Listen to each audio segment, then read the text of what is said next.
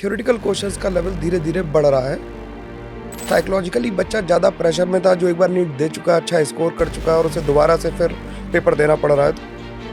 Sir, theoretical question से मतलब है कि असर्शन रीजन बढ़ जाएंगे, स्टेटमेंट वाले क्वेश्चंस बढ़ जाएंगे और जो स्पीशीज सिलेक्शन वाले क्वेश्चन बढ़ जाएंगे कि 5 स्टेटमेंट आपको दे दिए और उसमें से कहा कि भाई ये बताओ। केवल क्रैमिंग से काम नहीं चलता उसमें। जो री नीट का पेपर था उसमें फिजिकल केमिस्ट्री जो थी वो ज़्यादा टफ थी compare to organic and inorganic. क्या ये सच है? इस चैनल के थ्रू मैं ही रिक्वेस्ट करना चाहता हूँ भाई, थोड़ी सी कैलकुलेशन सबको करनी चाहिए। इनऑर्गेनिक केमिस्ट्री मतलब क्रैमिंग। फंडामेंटल डिफरेंस है क्रैमिंग और रिमेंबरिंग। तो मैं जैसा केमिस्ट्री पढ़ाता हूँ, मैं एक टॉपिक पढ़ाता हूँ जनरल इनऑर्गेनिक केमिस्ट्री। क्या ये ट्रू है कि खाली एनसीईआरटी को लाइन बाय लाइन पढ़ के 180 में से 180 नंबर लाए जा सकते हैं?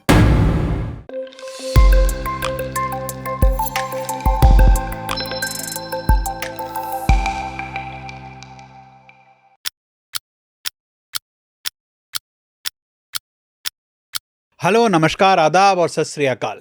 स्वागत है आपका आज के इस स्पेशल पॉडकास्ट में। आज हमारे साथ हैं एक स्पेशल गेस्ट चैतन्य रस्तोगी सर, जो देश के जाने माने केमिस्ट्री टीचर हैं, जिन्होंने देश की बड़ी बड़ी ब्रांड्स जैसे Bansal classes, FIITJEE, VMC, Unacademy जैसे कोचिंगों में बहुत समय पढ़ाया है, टॉप रैंक्स प्रोड्यूस करी हैं और अपना एक यूट्यूब चैनल डेक्स्टर कैम्प भी चलाते हैं। चैतन्य सर, आपका बहुत बहुत स्वागत है इस नमस्कार पॉडकास्ट में। सर, आज हम लोग सोच रहे थे कि बात करते हैं नीट 2 के बारे में। अभी अभी नीट का रिजल्ट भी डिक्लेयर हुआ है कुछ ही समय पहले, है ना। बहुत हल्ला भी है चारों तरफ नीट को लेके।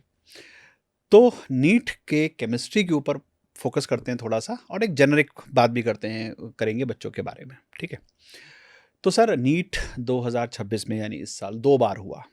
एक बार ड्यू डेट पे हुआ, फिर कुछ लीक की न्यूज़ आई है और फिर वो अभी रिसेंटली हुआ, जिसका रिजल्ट अभी कुछ ही दिन पहले डिक्लेयर हुआ। दोनों पेपर को अगर हम कंपेयर करें तो केमिस्ट्री को लेके आप क्या अपनी एनालिसिस देंगे, एक्चुअल पेपर और रीनीट का पेपर जो है? सर, रीनीट का पेपर जो हुआ है और एक्चुअल पेपर को अगर हम लोग कंपेयर करें तो रीनीट में मैंने जैसा ऑब्जर्व किया और बच्चे भी इस बात से कोरिलेट कर पाएंगे कि थ्योरेटिकल क्वेश्चंस का लेवल धीरे धीरे बढ़ रहा है और वो नंबर ऑफ क्वेश्चंस ज़्यादा आ रहे हैं। थ्योरेटिकल क्वेश्चन आने से पेपर की डिफिकल्टी ऑलमोस्ट थोड़ी सी बढ़ जाती है। और रीनीट में एक प्रॉब्लम जो डिफिकल्टी लेवल राइज होकर लगा है वो ये है कि एक तो साइकोलॉजिकली बच्चा ज़्यादा प्रेशर में था, जो एक बार नीट दे चुका है, अच्छा स्कोर कर चुका है और उसे दोबारा से फिर पेपर देना पड़ रहा है, तो उसे वो प्रॉब्लम फेस करनी पड़ी है। इसीलिए पेपर की डिफिकल्टी लेवल थोड़ी सी हाई एस्टिमेट की जा रही है, क्योंकि प्रेशर भी था और वो ट्रॉमा भी था कि 1 महीने बाद पेपर हो रहा है और उसकी वजह से और पेपर का लेवल भी थोड़ा सा एंटी ने ऑब्वियसली बढ़ाना था कि एक बार पेपर लीक हुआ है तो पेपर का लेवल बढ़ता ही हर बारी। जेई में भी ऐसा हुआ था 1997 में, जब एक बार पेपर लीक हुआ था तो दोबारा पेपर आया तो वो बहुत कठिन सा ही आया था। तो लेवल थोड़ा बढ़ा है सर, बिल्कुल, मैं तो इस बात से डिनाई नहीं करता। जब आप कहते हो सर कि थ्योरेटिकल क्वेश्चंस थे, तो थ्योरेटिकल क्वेश्चंस से मतलब क्या है आपका यहाँ पर? सर, थ्योरेटिकल क्वेश्चन से मतलब है कि असर्शन रीजन बढ़ जाएंगे, स्टेटमेंट वाले क्वेश्चंस बढ़ जाएंगे और जो स्पीशीज सिलेक्शन वाले क्वेश्चन बढ़ जाएंगे कि 5 स्टेटमेंट आपको दे दिए और उसमें से कहा कि भाई ये बताओ। तो जब 5 स्टेटमेंट किसी टॉपिक से या केमिस्ट्री से आ जाएंगे तो वो हो सकता है 5 स्टेटमेंट 5 चैप्टर्स के हों या फिर एक चैप्टर से 5 हो, तो इन डेप्थ इन्फॉर्मेशन बहुत ज़रूरत होगी। केवल क्रैमिंग से काम नहीं चलता उसमें, इसलिए। क्रैमिंग की आपने बात करी, इस पे आते हैं अभी। बहुत सारे बच्चों का फीडबैक ये था कि जो री नीट का पेपर था उसमें फिजिकल केमिस्ट्री जो थी वो ज़्यादा टफ थी compare to organic and inorganic. क्या ये सच है? सर, नीट वालों के लिए फिजिकल हमेशा से ही टफ रही है। जैसे फिजिक्स टफ जैसे फिजिक्स टफ है, क्योंकि हम लोगों ने या नीट के बच्चों ने ये मान लिया कि उन्हें मैथ्स करनी ही नहीं है, बिल्कुल वो कैलकुलेशन से भागना चाहते हैं। फिजिकल केमिस्ट्री टफ नहीं, जरा सी भी कैलकुलेशन आती है और वो भागते हैं, वो टफ नहीं थी।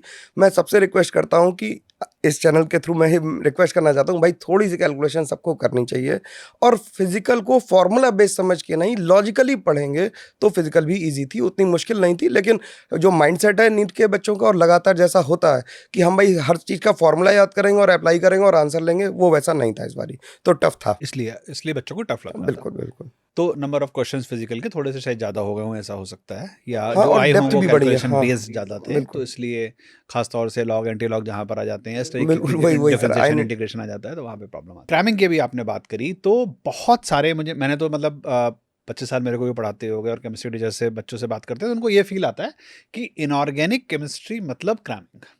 क्या ये सच है? और अगर ऐसा है तो उसका क्या बेस्ट मेथड है, और ये सच नहीं है तो इनऑर्गेनिक केमिस्ट्री को कैसे पढ़ना चाहिए, क्योंकि आपके साथ मैंने बहुत पढ़ाया भी है। तो इनऑर्गेनिक केमिस्ट्री जैसे आप पढ़ाते हो तो बच्चे उसको याद कर लेते हैं, एंजॉय भी करते हैं। सर जो नोशन है, पब्लिक नोशन है केमिस्ट्री को लेके, in general, not inorganic, general notion है, वो बच्चे यही सोचते हैं कि केमिस्ट्री मतलब याद करनी है। और टीचर्स भी वैसे ही बताते हैं कि रट लो। कुछ वेब सीरीज ने भी उसे पॉपुलर कर दिया कि इनऑर्गेनिक वैसी है, उसे याद कर लो। कुछ एक्सेप्शंस होते हैं, ज़्यादा याद करनी होती नहीं है। सर देखिए, फंडामेंटल डिफरेंस है क्रैमिंग और रिमेंबरिंग में। जो बच्चा क्रैमिंग और रिमेंबरिंग में मिक्सअप कर देता है उसे प्रॉब्लम आती है। मैं कहता हूँ केमिस्ट्री इनऑर्गेनिक भी आपको रिमेंबर रखनी है, क्रैम नहीं करनी है। जब व्हेन यू से हमें क्रैम करनी है तो आप सब कुछ रटने की तरफ जाते हो और बेसिक अंडरस्टैंडिंग को भूल जाते हो। आप केमिकल बॉन्डिंग अच्छी करो, पीरियोडिक टेबल अच्छी करो, थर्मोडायनेमिक्स और इलेक्ट्रोकेमिस्ट्री, मैं अलग अलग जॉनर के टॉपिक ले रहा हूँ, इन चार को अगर आप अच्छे से करोगे तो मैं जैसा केमिस्ट्री पढ़ाता हूँ, मैं एक टॉपिक पढ़ाता हूँ जनरल इनऑर्गेनिक केमिस्ट्री। जनरली लोग पढ़ाते हैं जनरल ऑर्गेनिक केमिस्ट्री, मैं पढ़ाता हूँ जनरल इनऑर्गेनिक केमिस्ट्री। उसमें रिएक्शंस को शॉर्ट आउट किया जा सकता है, शॉर्टलिस्ट किया जा सकता है, और लगभग 90% तक इनऑर्गेनिक की रिएक्शंस इन पर्टिकुलर बहुत अच्छे से समझ में आती हैं और उन्हें बिना रटे किया जा सकता है। मतलब मेरे से पढ़ के देख लो, मैं तो सिंपल कहता हूँ यार, अगर तुम्हें ये बहुत याद करना पड़े तो फिर बेकार है, पढ़ाना लिखना सब बेकार चला गया। तो आप ज़्यादा रटना नहीं है, अच्छे से पढ़ना है, समझ के पढ़ना है। कि अगर आप रटोगे तो फिर पूरी केमिस्ट्री, फिर ऑर्गेनिक तो और ज़्यादा कमरसम हो जाती है रटने के पॉइंट ऑफ व्यू से। तो बेसिकली बात यही है कि साइंस है, केमिस्ट्री भी साइंस है, और बिल्कुल। साइंस साइंस की तरह ही पढ़ी जाएगी, हमेशा समझ के पढ़ी जाएगी। जिन लोगों को हो सकता है थोड़ी बोरिंग लगती हो या उसको नहीं समझ पाते हो कि बेसिक्स कैसे उसके हैं, तो वो लोग शायद ये ऐसा बोल देते हैं कि बिना सोचे समझे रट लो। जबकि उसको भी, जितना मैंने भी टॉप रैंक वालों से इंटरेक्ट किया है, तो उनका सभी का ये है कि समझ के आराम से उसको याद रखा जा सकता है।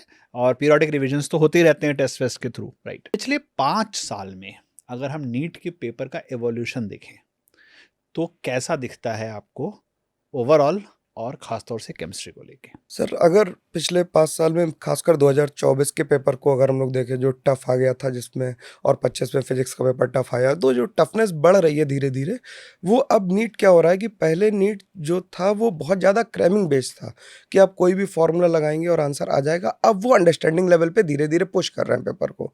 तो जब भी अंडरस्टैंडिंग लेवल पे पेपर पुश होगा तो स्पीड अपने आप डाउन आ जाएगी और आपको सवालों को डीप अंडरस्टैंडिंग के थ्रू करना होगा। तो आप रट के काम नहीं चला सकते। अब आपको सब्जेक्ट को प्यार डेवलप करना पड़ेगा, फिजिक्स केमिस्ट्री को भी साइंस की तरह से देखना पड़ेगा। बायो की तरह से बहुत रट के नहीं जा सकते, आपको बहुत पढ़ के ही जाना पड़ेगा। समझ, मैं बायो की बुराई नहीं कर रहा हूँ किसी भी की, बायो रटनी पड़ती है, लेकिन हाँ बायो के रिस्पेक्ट में फिजिक्स और केमिस्ट्री को आपको ज़्यादा डीप अंडरस्टैंडिंग पे समझना पड़ेगा, तब जाके पेपर आपसे अब सॉल्व होगा। केवल कोर क्रैमिंग से या आपने कुछ फॉर्मूले याद कर लिए या हमें सारे ये ट्रिक्स याद ट्रिक्स कर याद कर ली ली, ट्रिक से कि पेपर अब नहीं ट्रिक्स होगा। से तो हमेशा बिल्कुल, कोई अब पेपर ट्रिक से नहीं नहीं हुआ होगा आज तक, पेपर। राइट। तो अभी आपने स्पीड की बात करी है, इस पे भी हम लोग लौटेंगे। ऐसा माना जाता है कि केमिस्ट्री और बायो मोस्टली एनसीईआरटी बाइबल है। क्या आज के सिनेरियो में लास्ट के कुछ साल अगर हम देखते हैं, यानी 2027 को हम ध्यान में रखें, या 26 को, 25 को, 24 को, क्या ये ट्रू है कि खाली एनसीईआरटी को लाइन बाय लाइन पढ़ के 180 में से 180 नंबर लाए जा सकते हैं? इसका सीधा जवाब तो नो है। केवल एनसीईआरटी पढ़ के स्कोर 180। कंट्रोवर्शियल क्वेश्चन है हाँ ये। सर, केवल एनसीईआरटी पढ़ के जो लोग कह रहे हैं और जो टॉपर्स भी कह रहे हैं, उन्होंने भी एनसीईआरटी केवल नहीं पढ़ी है। वो उस बच्चों को बताने के लिए कि एनसीईआरटी पढ़ने से हो जाता है। एनसीईआरटी पढ़नी है, मस्ट है वो, लेकिन केवल एनसीईआरटी पढ़नी है वो सही नहीं है। आपको एनसीईआरटी के साथ एक्स्ट्रा क्वेश्चंस करने पड़ेंगे, एक्स्ट्रा कंसेप्ट भी सीखने पड़ेंगे। रीड नीट का 2026 का पेपर आप देख लो, उसमें 5 सवाल मैं ऐसे दिखा दूंगा जो एनसीईआरटी में कहीं नहीं लिखे हैं। आपको पढ़ने ही पड़ेंगे, किसी टीचर से, किसी अच्छे मेंटोर से पढ़ने पड़ेंगे, तभी आपकी अंडरस्टैंडिंग डेवलप होगी और तभी आप सवाल लगा पाएंगे। जब पेपर एप्लीकेशन बेस्ड, मैं बार बार ये कह रहा हूँ, जब पेपर एप्लीकेशन बेस्ड होगा तो केवल लाइंस पढ़ने से काम नहीं चलेगा। एनसीईआरटी स्टिल आई से कि वो बाइबल है, लेकिन वो पेपर में वेटेज उसका 50-50 ही माना जाए, क्योंकि 50% एप्लीकेशन बेस्ड क्वेश्चन आएंगे जिन्हें आपको अपनी मेधा शक्ति से लगाना पड़ेगा, उसे बैठ के उसके लिए रिगर आपको करना पड़ेगा, बुक सॉल्व करनी पड़ेंगी, पेपर लगाने पड़ेंगे, मॉक टेस्ट देने पड़ेंगे, सब कुछ करना पड़ेगा, तभी होगा। तो लाइंस तो पढ़नी है, साइड में बिटवीन द लाइंस बिल्कुल, भी पढ़ना बिटवीन द है, लाइन्स ही भी पढ़ना है, पढ़ना बिल्कुल है, ठीक जिसके बात है। लिए आपको कोई भी और एक्सटर्नल सपोर्ट की ज़रूरत हो सकती है, चाहे वो किताब हो, चाहे वो टीचर हो, चाहे वो कोई यूट्यूब चैनल हो, या कोई और पढ़ने का प्लेटफॉर्म हो। बिल्कुल सर। नीट में 180 में से 180 नंबर लाने की क्या रेसिपी होगी? सर नीट में 180 में से 180 नंबर बच्चे ये एक ट्रैप में फँसते हैं हमेशा कि सर थ्योरी ख़त्म हो जाएगी, तब मेरा सिलेबस ख़त्म होगा, तब हम पेपर देना शुरू करेंगे। और लोग मॉक देते ही नहीं। मैं बहुत सारे बच्चों से बात करता हूँ कि सर मैंने अभी तक मॉक नहीं दिया। मैं मई में बैठा हूँ, अभी 3 दिन बचे हैं पेपर में, मैंने एक भी मॉक नहीं दिया है। और जब मॉक नहीं दिया तो तुमने जज ही नहीं किया कि तुम्हें क्या आता है। इट्स लाइक कि आपने गाड़ी चलाने की थ्योरी पढ़ ली है और कहा मैंने गाड़ी चलाई नहीं लेकिन सीधे रेस में चलाऊँगा जाके, तो वो गलती करते हैं। 180 में 180 नंबर लाने का तरीका है कि आपको मॉक देने हैं। और जब मैं ये कह रहा हूँ कि आपको मॉक देने हैं, तो मॉक केवल देने से नहीं होता है। मॉक को एनालिसिस भी करनी होती है। बिना एनालिसिस के मॉक देने का मतलब है वो आपने वो पेपर वेस्ट ही कर दिया। आपके नंबर कुछ भी आ रहे हों अभी, लेट्स से कि आप नवंबर में हैं और आपने नवंबर में पेपर दिया और आपके 100 नंबर आए 180 में से। आप ये तय करिए कि आप 50 मार्क्स देंगे, 30 मार्क्स देंगे, 40 मार्क्स देंगे, अपने टाइम फ्रेम के हिसाब से, जो भी आपके पास अवेलेबिलिटी हो, कि आप 12th में हो या ड्रॉपर हो, आप जो भी कुछ हो। और हर पेपर में मेरी इतनी सबसे गुजारिश है कि केवल एक क्वेश्चन इंप्रूव करना है बस। केवल एक क्वेश्चन आप इंप्रूव करो, आप तो अगले 40 30 मार्क्स मॉक में में 30 30 क्वेश्चन क्वेश्चन इंप्रूव हो इंप्रूव हो जाएंगे, गए। आपके नंबर अपने आप 180 प्लस 180 तक बिल्कुल पहुंच जाएंगे। तो मॉक तो बहुत जरूरी है सर मेरे हिसाब से। तो 180 में से 180 लाने के लिए बेसिकली आप ये कह रहे हैं कि प्रैक्टिस तो करनी ही करनी है, बट आखिरी दिन का इंतजार नहीं करना है या सिलेबस खत्म होने का इंतजार नहीं करना है। कोई भी चैप्टर खत्म हुआ, जैसे मान लीजिए बेसिक कंसेप्ट ऑफ केमिस्ट्री खत्म हुआ, एटॉमिक स्ट्रक्चर खत्म हुआ, तो इमीडिएटली उसी के ऊपर एक मॉक जरूर दिया जाए और उससे अपनी जो शॉर्ट कमिंग्स हैं उसको आइडेंटिफाई किया जाए और उसको इम्प्रूव किया जाए और अगले टेस्ट में उससे ज़्यादा नंबर लाने का टारगेट रखा जाए। बिल्कुल सर। अगर 3 घंटे आप मॉक दे रहे हो तो कम से कम 1 से 1.5 घंटे उस मॉक की एनालिसिस चाहिए ही चाहिए। मेक अ सेपरेट नोटबुक और नोटपैड पे आप लिखोगे कौन सा टॉपिक आपने एरर बुक भी बना एरर सकते बुक हैं। वो सर मस्ट है। मतलब अगर आप उसकी एनालिसिस नहीं करोगे और एरर बुक आपके पास नहीं है तो वो कोई मतलब नहीं बनता कि आप सेम एरर रिपीट करते जा रहे हो। मैं हमेशा बच्चों से लाइव सेशंस में ये कहता हूँ और अभी भी कह रहा हूँ कि पहली एरर एरर है, सेकंड एरर क्राइम है, थर्ड एरर पाप होती है। और पाप के लिए सजा नहीं होती, प्रायश्चित करना पड़ता है भाई, उसके लिए सजा नहीं है। राइट। और मैं तो ये भी कहता हूँ कि तुक्के से जो सही हुआ है वो आपको तो पता ही है ना, टीचर को नहीं पता है या कंप्यूटर को नहीं पता है, उसको भी एरर बुक में लिख दो यार ये गलती से मतलब मेरा तुक्का लग गया था, एक्चुअल कॉन्सेप्ट मुझे नहीं पता था, ये एक्चुअल कॉन्सेप्ट है, या उसको और सीख लो। बिल्कुल ज़रूर से 3-4 कैटेगरी बना सकते हैं क्वेश्चंस की कि भाई पहला कैटेगरी हो सकती है कि I don't know the concept. Second, मैंने तुक्का मारा या मेरे को 80% कॉन्फिडेंस था फिर भी मैंने 20% गैस मारा। 20% गैस इज गैस। जब तक आप 100% श्योर नहीं हो पेपर में वो सवाल आपका अभी सही हो जाएगा, वहाँ जाके सही नहीं होगा क्योंकि वहाँ पे सिचुएशन अलग है फाइनल डे पे। थर्ड कैटेगरी की हमने सब कुछ आता था, कैलकुलेशन हमने एरर की, हमने सिली मिस्टेक की जो सब लोग कहते हैं। और बच्चों का ये सवाल भी होता है सर सिली मिस्टेक इम्प्रूव कैसे करें। सर सिली मिस्टेक का कोई पैटर्न नहीं है। कोई 3 इंटू 3 36 लिखता है, कोई 3 इंटू 3 27 लिखता है, उसका कोई पैटर्न नहीं होता। बस उसका एक ही पैटर्न तरीका है कि भाई जो कर रहे हो उसे स्लो डाउन करो और अच्छे से रीचेक कर लो जो भी कर रहे हो। अपनी सिली मिस्टेक को खुद ही इंप्रूव किया जा सकता, मैं तो नहीं करवा सकता किसी की सिली मिस्टेक इंप्रूव, क्योंकि हर बंदे की अलग अलग है। तो वो आप इम्प्रूव करो। और लास्ट कैटेगरी होगी कि मैंने सब कुछ सही किया लेकिन ओएमआर गलत भर दी, शायद अगली साल से ओएमआर ना भी रहे, सीबीटी की बात चल रही लेकिन है। फिर भी ये भी गलतियां जो अभी तक होती आई हैं वो ये भी होती और हैं। मिस्टेक तो मिस्टेक ही है, उसको थोड़ा आप अपनी शर्म बचाने के लिए कह देते हो कि सिली मिस्टेक है, हाँ मिस्टेक तो आपने की ही है तभी बिल्कुल। क्वेश्चन गलत हुआ है। राइट। तो हम लोगों ने बीच में एक बार आपने स्पीड की बात करी थी, तो स्पीड पे बात करते हैं कि नीट जो है स्पीड वर्सेस एक्यूरेसी का पेपर है। इस बार भी 720 में 720 तो नहीं आए, जैसे एक साल तो बहुत सारे 720 आ गए थे, 715 पे इस बार भी टॉप हुआ है जो रैंक 1 है। तो इसका मतलब हाई स्कोरिंग पेपर तो है ही। और नीट में कहीं ना कहीं चार्म जो होता है वो गवर्नमेंट कॉलेज से एमबीबीएस का चार्म होता है। अगर एम्स नहीं भी हुआ तो एटलीस्ट कोई भी अच्छा गवर्नमेंट कॉलेज आपको मिले, इसका चार्म हर बच्चे को होता है, यानी उसके लिए आपको एटलीस्ट 650 तो टारगेट करने ही पड़ते हैं 720 के अंदर।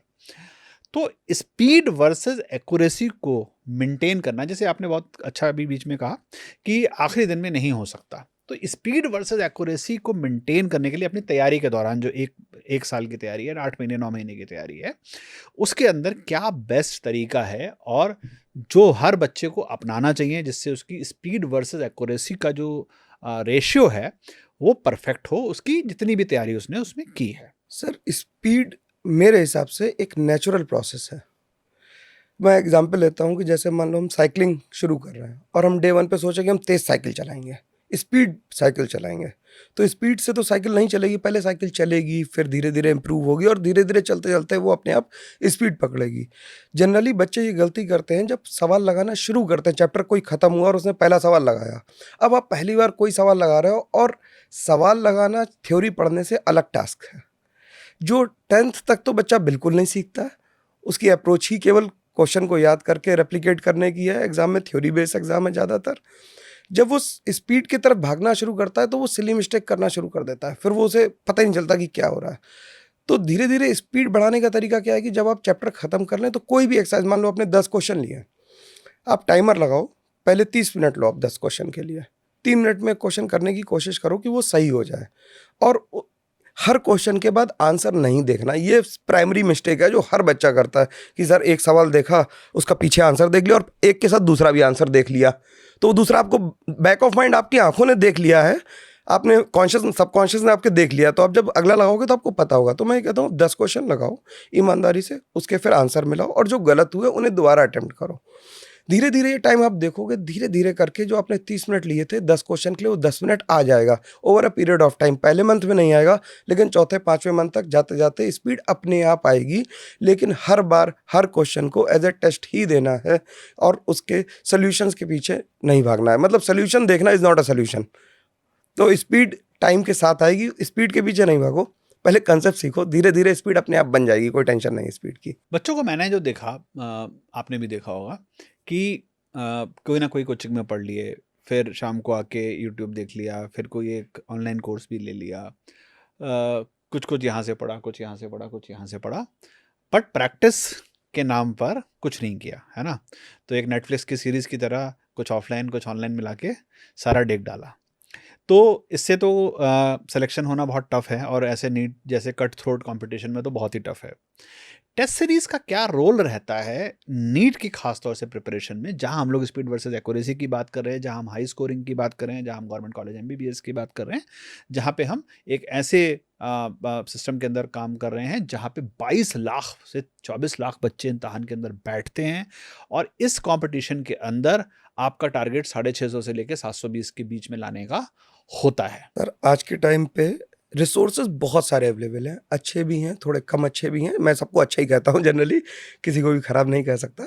लेकिन जो बच्चा है ना आजकल, ज़्यादातर वो कंज्यूमर हो गया है, वो डेटा कंज्यूम कर रहा है, यहाँ से भी पढ़ लिया, यहाँ से भी पढ़ लिया, और यूट्यूब से या ऑनलाइन कोर्सेज के जो टोकन साइज कम होने का एक नुकसान सबसे बड़ा हुआ है।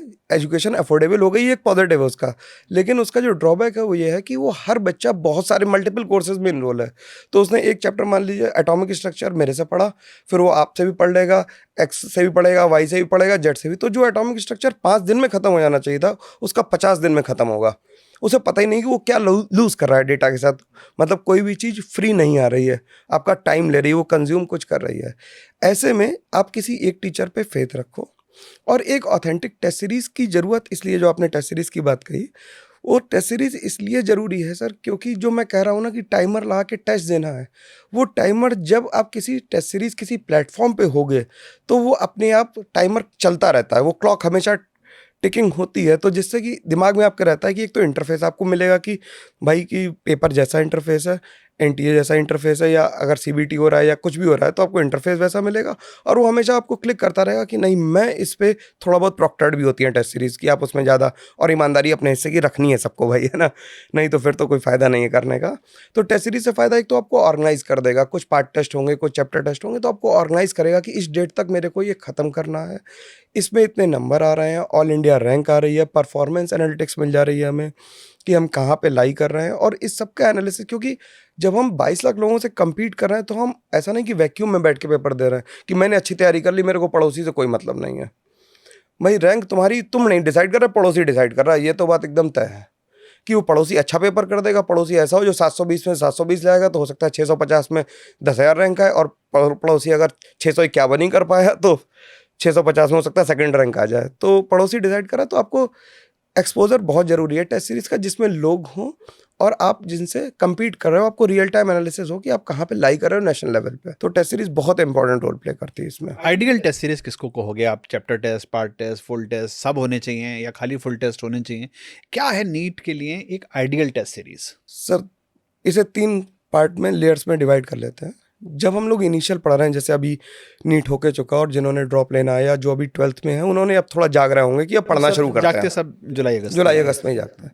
तो अभी आप जो चैप्टर्स कंप्लीट कर रहे हो उनके चैप्टर टेस्ट देते रहो। अगस्त सितंबर से आपको, अगस्त मिड से या सितंबर से मैं कहता हूँ, आपको पार्ट टेस्ट देना शुरू कर देने चाहिए।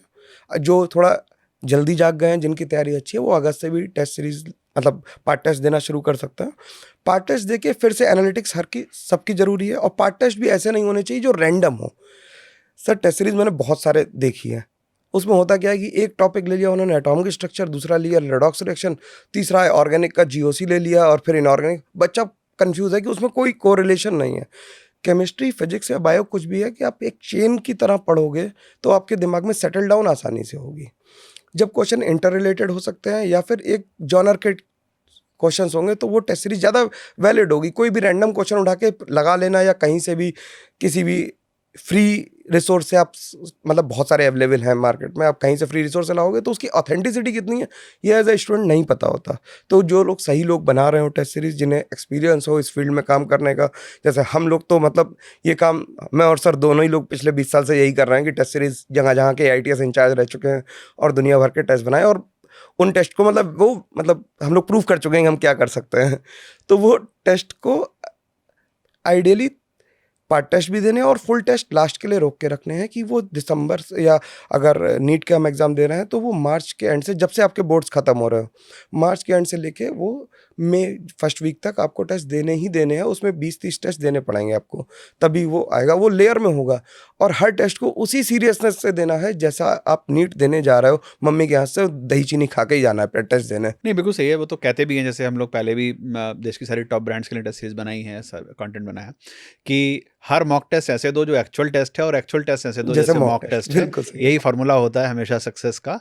और पेपर जो बनाया जाए टेस्ट सीरीज का, उसकी मेन बात यही है कि एक्चुअल एग्जाम से ना तो बहुत ज़्यादा टफ हो और ना बहुत ज़्यादा इजी हो, जिससे आप एक्चुअल एग्जाम का भी गेज हाँ सर, ना कर मतलब पाए। एब्सर्डनेस से बचना होता है। एब्सर्डनेस से दोनों टाइप की एब्सर्डनेस, बिल्कुल पॉजिटिव एब्सर्डनेस भी और नेगेटिव बिल्कुल एब्सर्डनेस भी। कई बार क्या है कि कुछ कोचिंग्स मैंने ऐसी देखी जहाँ पे सरल पेपर कंटिन्यूसली बनाते हैं कि जिससे कि बच्चे खुश रहें 2 हाँ सर, साल या 1 साल, और एक्चुअल एग्जाम जब आता है तो बच्चा रियलिटी से बहुत दूर होता है। हैप्पीनेस इंडेक्स पे काम हैप्पीनेस करें। इंडेक्स पे जो है पढ़ा देते हैं, और बच्चा 2 साल हैप्पी, रिजल्ट आ ही नहीं रहा है, कहीं पे रिजल्ट नहीं है, फिर जो है बच्चे परेशान हो रहे हैं। मैं तो सर ऐसे बच्चों को कहता हूँ कि जब तुम ऐसे पेपर देते रहोगे और जब एक्चुअल पेपर दोगे तो 5वां ऑप्शन आएगा, 4 में तो नहीं मिलेगा कोई।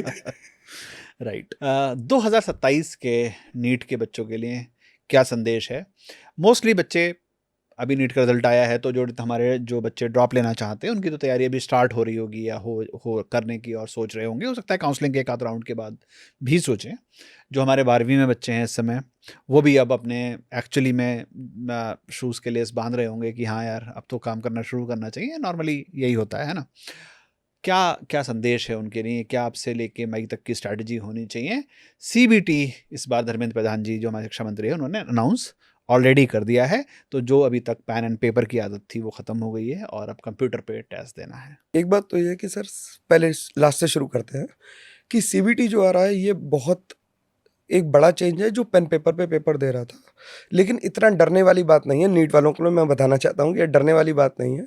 पेपर पेन पे ही पेपर सॉल्व होता है। CBT एग्जाम में भी ऐसा नहीं कंप्यूटर पे कैलकुलेशन करनी है, पेन पैड मिलता है, उस पर सॉल्व करना है और आपको बस क्लिक करना है, दैट्स इट। इससे ज़्यादा कुछ नहीं। लेकिन उसकी थोड़ी सी प्रैक्टिस लगेगी कि आपको कंप्यूटर स्क्रीन से एप्ट होना है, थोड़ा वहाँ पे आपको ऑप्शंस देखने हैं कि सेव एंड नेक्स्ट का भी ऑप्शन है, कि मार्क नहीं करना है ऑप्शन, मार्क फॉर रिव्यू भी कर सकते हो। ये फ़ायदा है CBT का, जो अपने पेपर में आप स्किप कर जाते हो, यार वो क्वेश्चन तो दोबारा देख ही नहीं पाए, लेकिन उसमें तो कलर चेंज करके आ रहा होगा तो दिखाई देगा आपको। जो नीट की तैयारी अभी ड्रॉपर हैं, जिन्होंने ड्रॉप करने का सोच लिया है, तो यार एक बात मेरी ध्यान से सुनो कि ड्रॉप ऐसे लो कि ये आखिरी ड्रॉप है।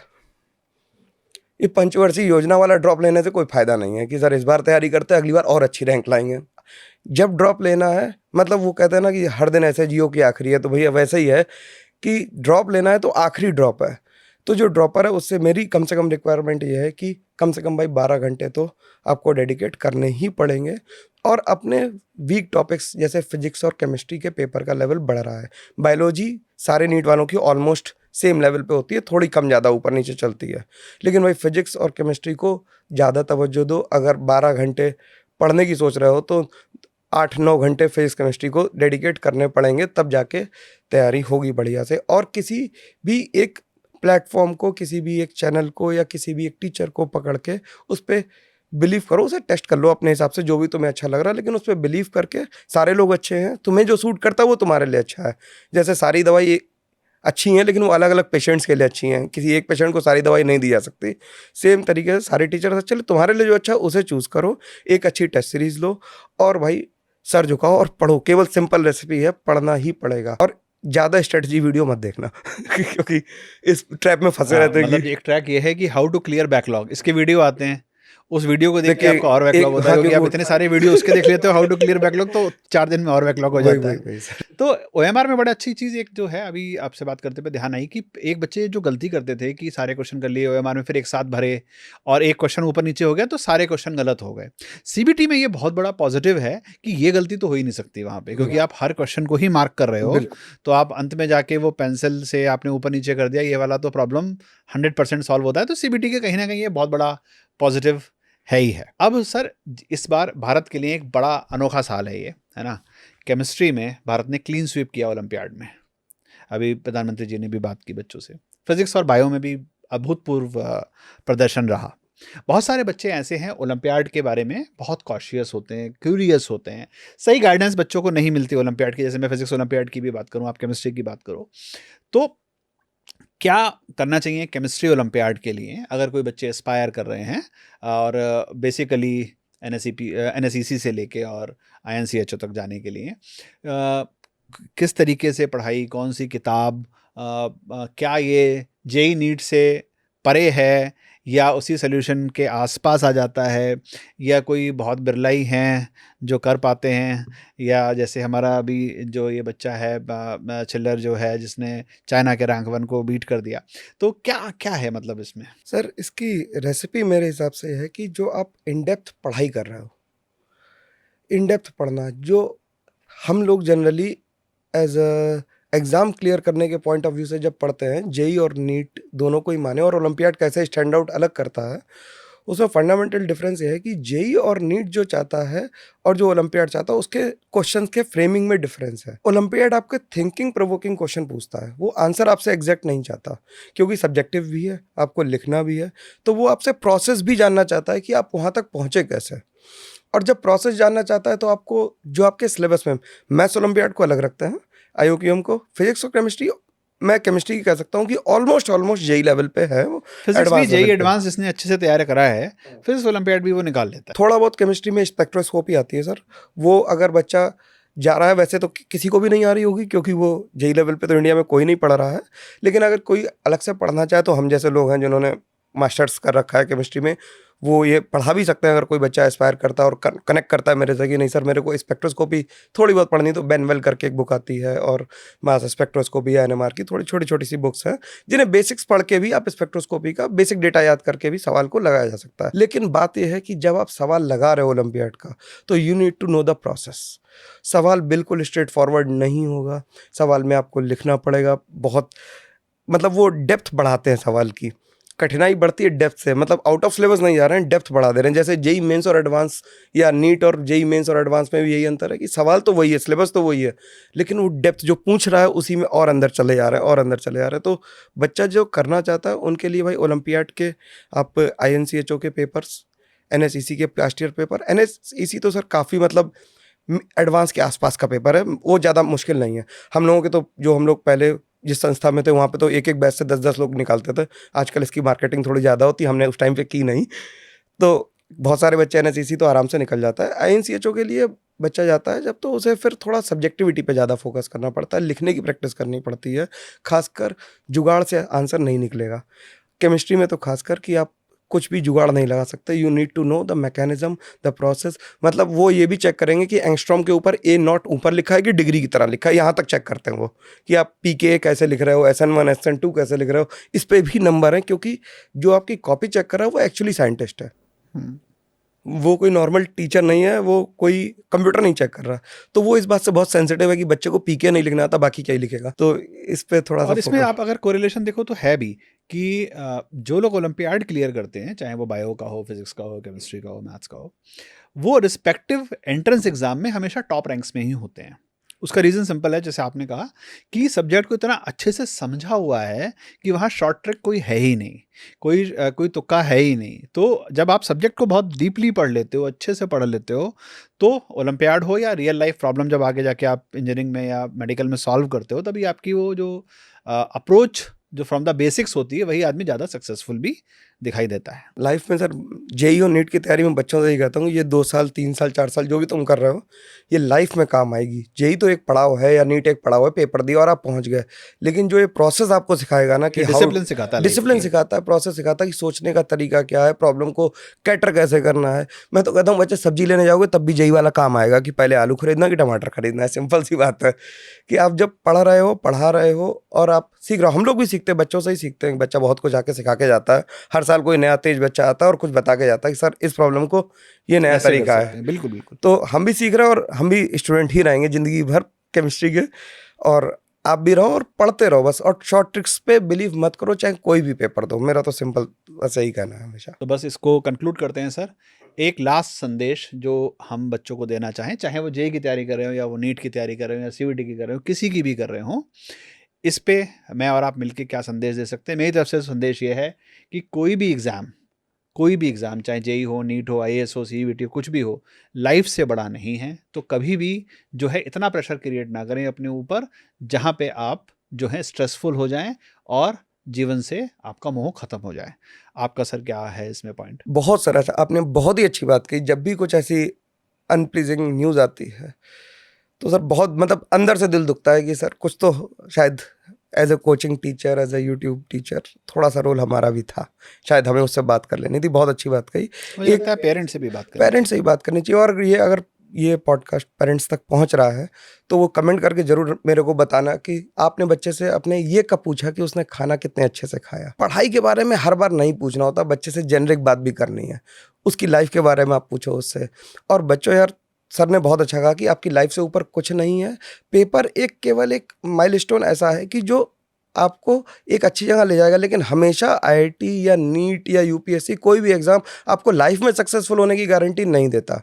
इसलिए पेपर को लोड लो, पढ़ने का लोड लो, ना कि पेपर के पास होने का लोड लो। तो रिलैक्स होकर पेपर दो। जितना सर ने कहा ना कि एक्चुअल पेपर को मॉक की तरह दोगे तभी मजा आए जीवन में।